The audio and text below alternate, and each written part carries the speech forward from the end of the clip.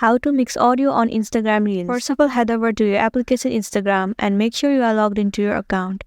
Swipe right and head over to the section of Reel.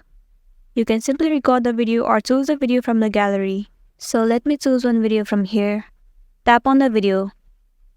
Once you have selected the video, tap on this music icon at the top. So from here, select any of the music that you want to mix.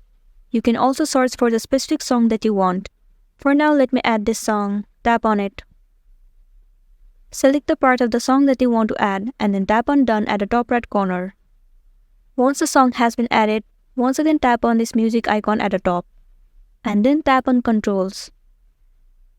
So right here you can see that the audio of the video is turned off. If you want to mix the audio, you simply need to turn this volume up. You need to set the volume according to your needs. But in order to mix, you can set the volume to 50-50 to both of this audio. And once it is done, tap on Done at the bottom.